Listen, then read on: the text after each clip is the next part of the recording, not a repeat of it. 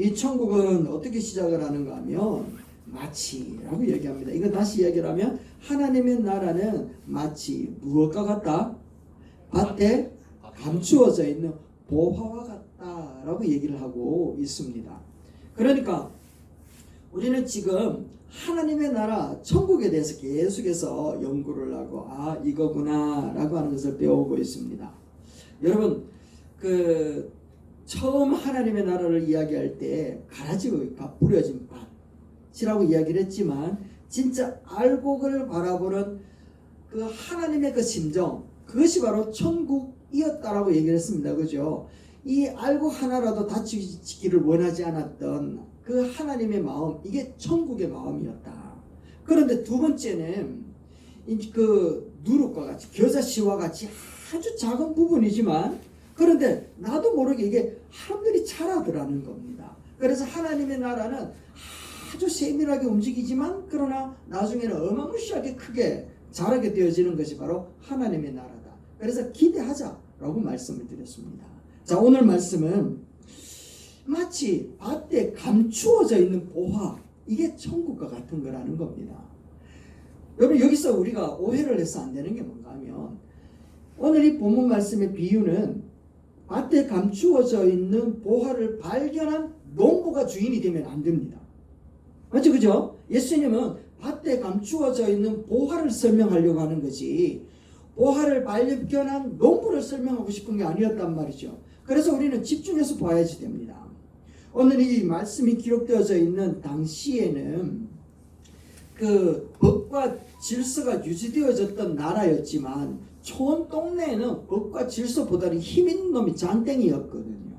그러니까 힘이 없으니까 재물이 모은 사람들은 자기가 재물이 있다고 이야기를 하면 언제나 털린단 말이에요. 강도나 이런 힘 있는 놈들이 와서 빼앗아 가니까 어디에 두는가 하면 땅에 묻어둔단 말이죠.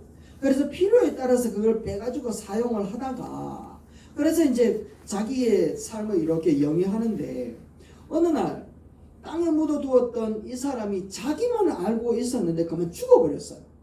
그러니까 어디에 있는지 얼마나 있는지 누구의 것인지도 모르는 상황 가운데에 이 보물은 땅에 묻혀져 있는 이 보물은 시간이 흐르고 세월이 흐르고 많은 시절이 지나고 난 다음에 누군가 이 농부가 그것이 어디 있는 줄도 몰랐는데 자기는 조금도 생각한 적이 없었는데 단지 자기에게 맡겨진 일을 하기 위해서 밭에 나갔다가 진짜 우연히 정말 우연히 발견하게 되어진 보화, 이거를 예수님께서 설명을 하고 있는 겁니다.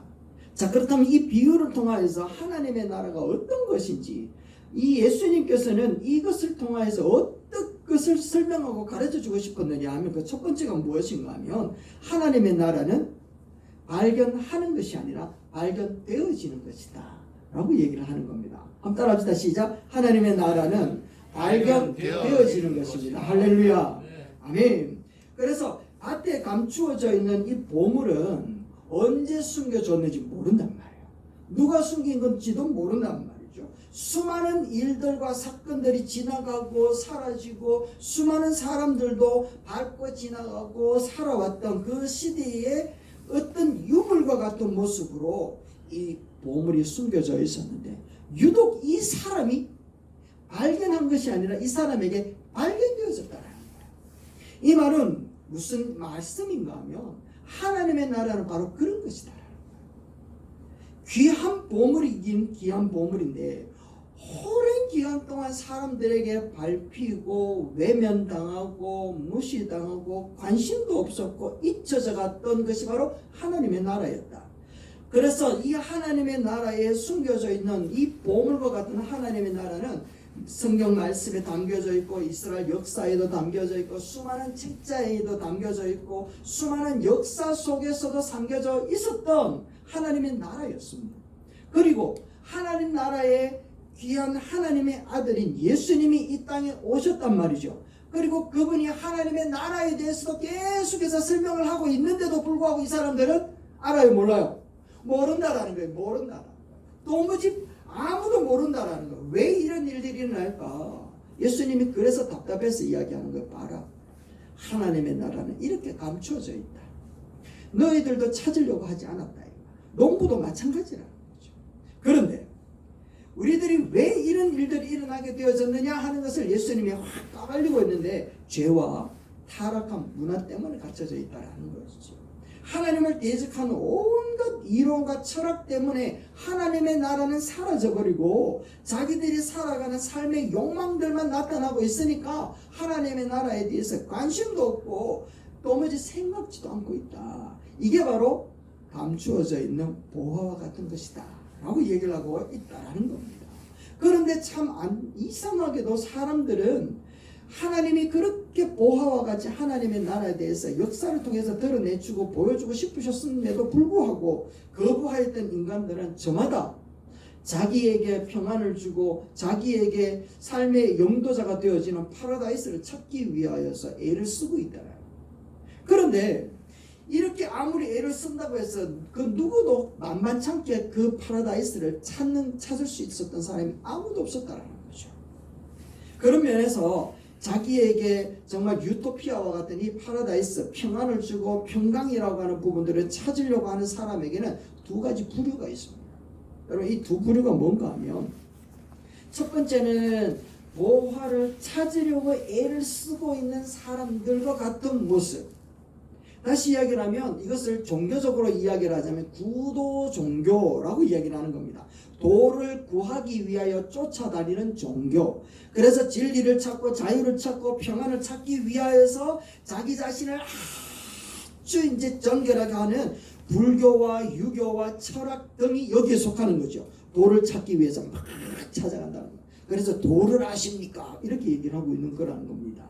그런데 다른 하나는 뭔가 하면 오늘 본문에 나와 있는 것처럼 전도로 인하여서 만나게 되어지는 종교. 특별한 생각도 없었는데, 특별한 요구도 없었는데 예수님의 복음이 나도 모르게 어느 순간 가슴을 치고 빡 들어오더라는 겁니다. 그러면서 복음이 들려지고 나도 모르게 그 복음 앞에 묶여가지고 하나님의 은혜가 확 보여지기 시작을 하더라는 거죠. 그래서 구원과 영생과 자유와 진리가 여기에 있구나 라고 하는 것을 아는 종교, 이게 기독교라는 겁니다.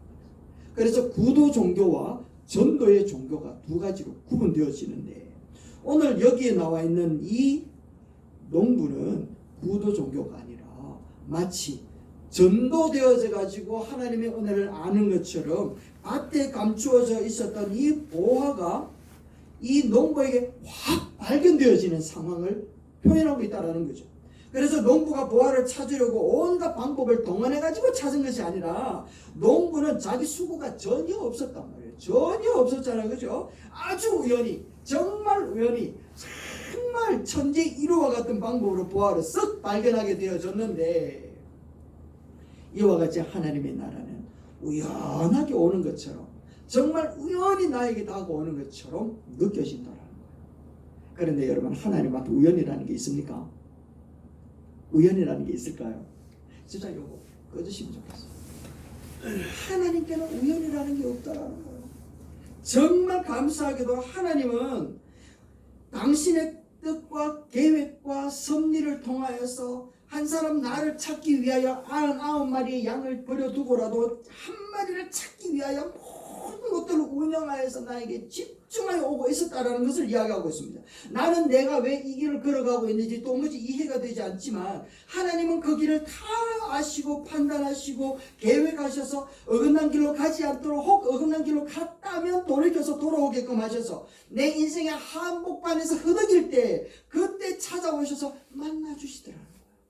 그러니까 이 바울이라고 하는 이 사람이 자기 자신이 하나님의 은혜를 깨닫고 난 다음에 나를 향하신 하나님의 계획이 창세전부터 있었군요 하는 고백을 하는데, 이렇게 고백을 합니다. 같이 한번 읽어봅시다. 시작. 창세전에 그리스도 안에서 우리를 택하사 우리로 사랑 안에서 그 앞에 거룩하고 흠이 없게 하시려고 그 기쁘신 뜻대로 우리를 예정하사 예수 그리스도로 말미암아 자기의 아들들이 되게 하셨으니, 할렐루야, 아멘. 우연히 되어진 게 아니라는 거예요. 하나님이 이 농부 비유를 무리들에게 이야기하는 것은 있잖아. 하나님의 나라는 내가 이 땅에 와서 말씀을 선포하는 것은 우연히 온 게 아니야. 창세전부터 너희들을 택하여서 너희를 거룩하게 하기 위하여 내가 이 땅에 왔다라는 거야.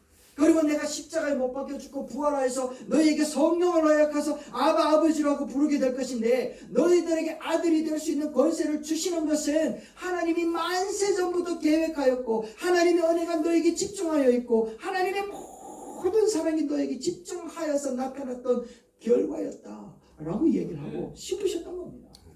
그래서 하나님의 나라는 우리의 힘으로 얻을 수 있는 것이 아니다. 하나님의 크고 놀라우신 계획 속에 우리에게 찾아오신 것이라는 것을 가르쳐주고 싶은 겁니다. 여러분, 하나님의 나라는 하나님의 은혜에서 시작되어진 것인 줄로 믿습니다. 아멘. 아멘. 그러니까 얼마나 감사하냔 말이지. 하나님의 은혜가 앞으로도 지금까지 창세전부터 여기까지 왔다면 지금 나를 통하여서 영원토록 또 하나님께서 우리를 견인하여 가실 줄로 믿습니다. 아멘. 아멘. 이게 하나님의 나라라는 겁니다. 두 번째는 하나님의 나라. 감추어져 있는 이 보화의 비유를 얘기하시면서 가르쳐주고 싶었던 하나님의 나라는 가치 기준을 변화시켜버린다는 겁니다. 한번 따라합시다. 시작. 하나님의 나라는 가치 기준을 변화시킵니다. 아멘. 농부가 열어보니까 보화가 가득하다라는 겁니다. 그러니까 너무 기쁘고 기뻤단 말이죠. 가난한 한 사람이 보화를 발견했다라는 것은 어마무시하게 기뻤다. 그야말로 비길 데 없는 그런 기쁨이었는데 자기의 그 감정을 주체할 수 없어서 막 날뛰면서 내가 보화를 발견했다 이렇게 얘기하지 않습니다. 그는 숨겨둡니다. 그리고 보화의 값어치를 생각하기 시작하는 거예요. 보화의 가치를 생각하는 거예요. 한번 따라해서 보화의 가치를 생각합시다. 보화의 가치를 생각합시다. 다시 한번 보화의 가치를 생각해야 됩니다. 보화의 가치를 생각해야 됩니다. 아멘 아멘. 보화의 가치를 생각하는 거예요. 그러니까 이 가치가 어마무시한 것을 깨달으니까 지금까지 자기가 목숨 걸고 지켜봤던 자기의 소유가 여기에 비교할 바가 안 된다는 걸 알았던 거야. 그러니까 이것을 가지고 자기가 가지고 있는 모든 것들을 내놓고 이것을 풀어버리는 거야. 그리고 이것을 내어놓고 팔아버리는 거야. 만약에 자기가 이 보화에 대한 욕심 때문에 이 보화만 가지고 톡 져버렸다. 어떤 일이 벌어졌을까요? 보화만 가지고 톡 져버렸다. 이 사람이 가난한 사람이라는 것을 마을 사람들이 다 알아. 그런데 이것을 쓰는 씀씀이를 보니까 너 그거 어디서 났노? 라고 하는 추궁이 쫓아오게 되겠죠. 그러면 문제는 더 커지게 되는 거야. 너 그 땅에서 보화를 발견했구나. 훔쳤다. 도적질했다. 이렇게 돼요. 그러니까 이 가난한 사람은 남의 물건, 주인의 밭에서 발견되어진 이 보화가 이것을 어떻게 하면 할 수 있을까라고 하는 지혜로운 생각과 그 모든 방법, 정당한 방법을 통하여 필요한 값을 지불해야 되겠구나 라고 하는 방법을 찾았던 거예요. 그리고는 이전에 줬던 것을 다 버리는 겁니다. 밭에서 발견한 보화의 가치, 그것을 가지기 위하여서 지금 자기가 생각했던 모든 가치 기준을 이제 보화로 그 기준을 두고서 나머지 것들을 다 버려버리더라는 겁니다. 하나님의 나라는 그것을 발견하기 이전의 가치와 발견하고 난 다음에 이전의 가치 기준을 다르게 시켜버립니다.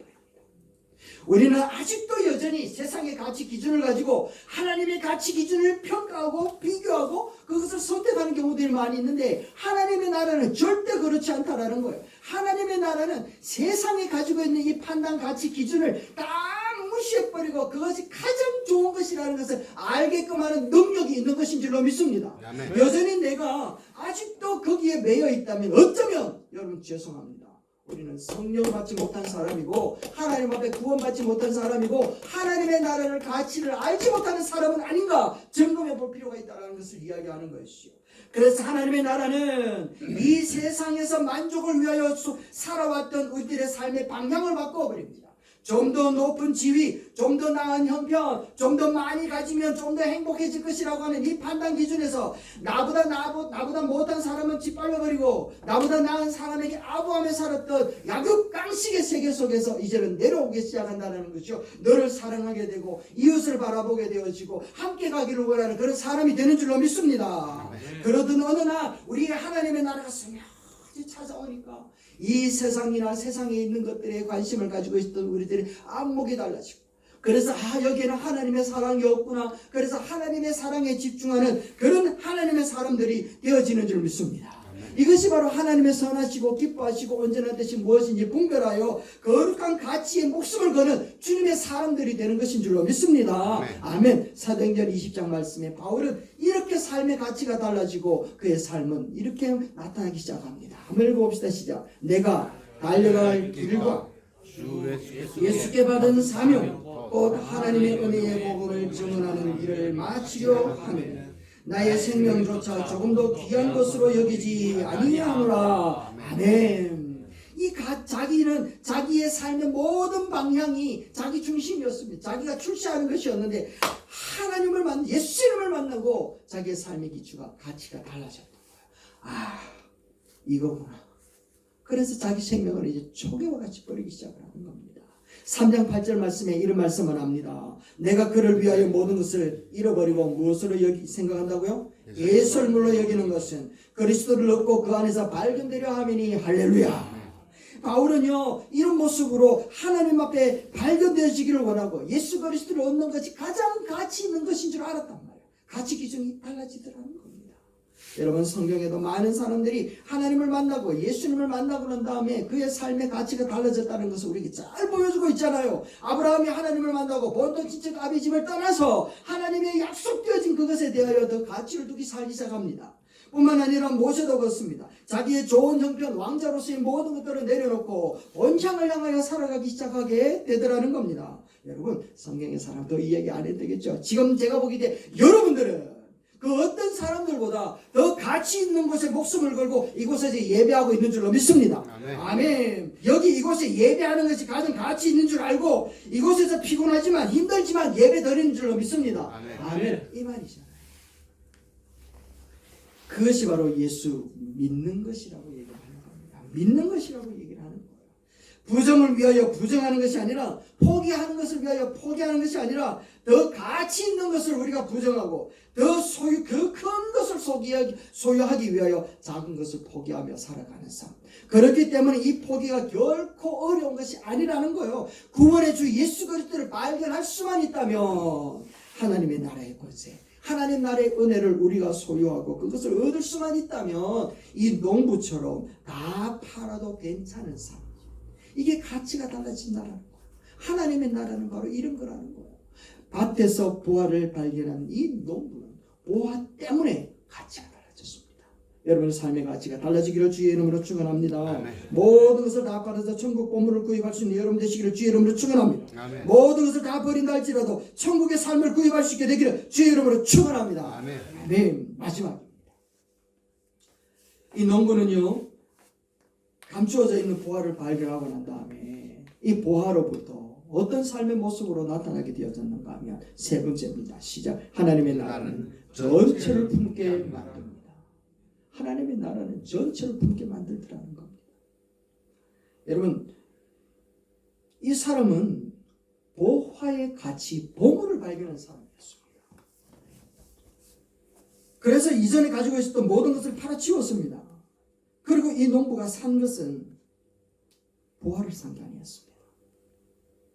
이 사람에게 있어서 가장 중요하게 생각한 것은 보화였습니다. 이 사람에게 있어서 가장 가치 있는 것은 보화였습니다. 그런데 이 보화를 얻기 위하여 이 사람은 무엇을 샀습니까, 여러분? 할렐루야. 땅을 샀다. 땅을 샀다. 보화를 품고 있는 땅이 필요했다. 예수님은 지금 무리들에게 그것을 얘기하는 거야. 야, 너희는 보화만 뽑아먹을래. 너희는 정말 가치 있는 보화만 뽑아먹을 거냐라는 거야. 그렇지 않다라는 거죠. 이 농부는 지금 자기가 바라는 것은 보화였지만 그 보화를 위해서 보화와 관계되어져 있는 이 밭을 샀다라는 거야. 이 땅을 구입했다라는 것을 우리에게 가르쳐 줍니다. 이것은 우리에게 다시 무엇을 얘기하는가 하면 하나님의 나라는 밭에 감추어져 있는 보화를 이야기하면서 하나님의 나라를 발견하게 되면 보화만 쏙 빼먹는 그런 사람이 되지 말고 보화가 품어져 있는 밭을 소유하는 사람이 되라 라고 하는 것을 얘기하고 있다라는 것이죠. 바울은 그래서 하나님의 나라를 갖기 전에는 자기 중심으로만 은혜만 뽑아먹으며 살았습니다. 그런데 하나님의 나라를 갖게 된 후에는 세계를 품었습니다. 자기를 죽이려고 하는 사람 유대인들을 품었고요. 자기를 향하여 총칼을 갖다 대고 있는 로마인들을 품기 시작을 했습니다. 아브라함은 하나님의 나라를 갖기 전에는 자기 자신이 중심이었지만 하나님의 나라를 갖고부터는 자기의 가정과 그리고 열방과 민족을 품는 사람이 되었다라는 것을 얘기하고 있습니다. 요셉이 그랬습니다. 그는 자기 먹고 살기 위하여 애를 썼는데 하나님의 나라의 비전을 품고 난 다음에는 그 민족을 품었고 열방을 품게 되어지더라는 겁니다. 하나님의 나라는 은혜 빼먹는 사람이 아니라 은혜를 포함한 민족을 품는 사람이 되게 하실 줄로 믿습니다. 아멘. 작고한 김수미 선생님 여러분 아시지 않습니까? 김수미 선생님도 예수 믿기 전에는 자기 중심적으로 살았답니다. 마약까지도 취하고 했던 그런 사람이었어요. 그런데 예수 믿고 난 다음에는 이제 이웃을 품기 시작을 했어요. 그리고 복음을 전하기 시작했고 그의 삶을 나누어주는 삶을 살기 시작했다는 거예요. 하나님의 나라는요, 보화에 집중을 두고 보화에 가치를 두고 있지만 보화에게만 우리가 그것을 얻기 위해 뛰어다니지 않더라는 거예요. 민족을 품더라는 겁니다. 그 주위를 다 품더라는 거죠. 우리들도 마찬가지입니다. 여러분, 하나님의 나라가 어디에 있습니까? 하나님의 보화는 어디에 있습니까? 우리 주위에 다 있잖아요. 그래서 주위에 있는 것을 이것을 뽑아먹는 게 아니라 주위에 포함되어진 우리 옆에 있는 사람을 품는 거예요. 우리 성지교회를 품는 거예요. 옆에 있는 다른 교회도 품는 거예요. 그래서 우리 민족이 다 예수 안에서 품겨지는 거, 이게 바로 하나님이 우리 성도들에게 원하는 하나님의 나라인 줄로 믿습니다. 아멘. 그것이 바로 아버지의 마음이잖아요. 아버지의 마음. 하나님의 나라는 아버지의 마음이고 하나님의 나라를 발견한 농부는 아버지의 마음을 품었다라는 거 하는 것을 우리에게 가르쳐주고 싶었던 거예요. 여러분, 이 찬양 아십니까? 하나님의 나라를 발견한 사람들의 특징은 하나님과 함께하는 곳이라면 그 어디나 하늘나라라고 하는 것을 고백하더라는 것이요. 그래서 이런 찬양을 하지 않습니까? 반주하면 되겠습니까? 앞으로 제가 전달해 드려야 됩니다.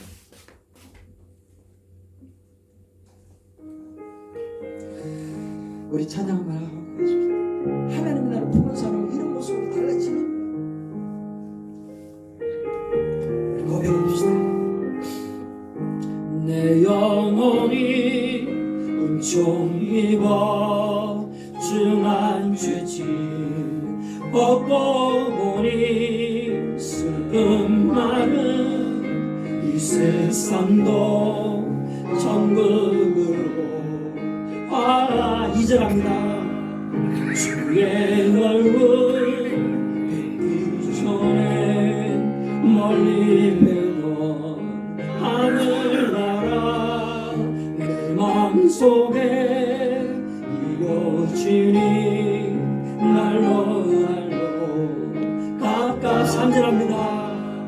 높은 산이 거친들이 초막이나 궁궐이나 내 주 예수 모신 곳이 그 어디나 하늘나라. 우리 고백합시다. 할렐루야 할렐루야 찬양하세. 내 모든 죄 사함받고 주 예수와 동행하니 그 어디나 하늘나라. 아멘 아멘. 그러니까 하나님의 나라를 발견한 사람은 하나님의 나라만 쏙 빼먹는 사람이 아니라는 거예요. 하나님의 마음을 품고 이 땅을 품는 사람이라는 거예요. 하나님의 마음이 바로 그와 같은 마음인 줄 압니다. 그 어디나 하나님 나라인데 품지 못할 땅이 어디에 있고 용서 못할 사람이 어디에 있고 사랑하지 못할 사람이 어디에 있겠습니까? 우리는 이 점을 잊지 말아야 됩니다. 보화만 사겠다고 하다가는 오히려 보화를 땅 주인에게 다 빼앗겨버리는 거예요. 보화가 숨겨져 있는 밭과 땅을 얻어야 진짜 숨겨져 있는 보화를 소유하게 된다는 것을 우리에게 얘기하고 있습니다. 이것이 바로 하나님의 나라를 소유한 사람들의 모습인 줄 믿습니다. 결론입니다. 여러분, 하나님의 나라는 하나님의 전적인 은혜로 우리에게 발견되어지는 겁니다. 그래서 예수님이 오셨습니다. 그래서 우리에게 성령님을 주시는 겁니다. 하나님의 은혜입니다. 하나님의 은혜. 자기가 아들을 아끼지 아니하고 우리 모든 사람들에게 내어주시니까 어찌 이 모든 것들을 우리에게 주시지 않겠느냐 하시며 우리에게 주셨던 하나님의 그 은혜는 오늘도 우리에게 모든 것을 주시고자 준비되어진 그 하나님이십니다. 그리고 하나님의 나라를 발견하도록 역사하신 하나님 앞에 우리가 그 하나님의 나라를 발견하게 되어진다면 우리의 가치 기준이 달라지는 거예요. 그래서 내가 좀 못 먹어도, 내가 좀 핍박을 당하여도, 내가 정말 비천한 가운데 욕을 얻어먹어도 내가 주 안에서 그들을 다 감당할 수 있다는 고백이 나오고 있는 것 아니겠습니까? 이게 바로 하나님 나라의 가치를 가진 사람의 모습인 줄로 믿습니다. 뿐만 아니라 하나님의 나라는 전체를 품게하는 넉넉한 사람으로 만들어가는 겁니다. 보화에만 집중하는 것이 아니라 그 보화를 품고 있는 그 땅을 품는 것처럼 밭에 감추어져 있는 하나님의 나라를 발견하는 여러분 되시기를 주의 이름으로 축원합니다. 아멘. 그래서 그것을 품은 자로서 세상을 살아갈 때 세상을 품으며 하나님의 나라를 기대하고 하나님의 역사를 바라보며 살아가는 저와 여러분 되시기를 주의 이름으로 축원합니다. 아멘.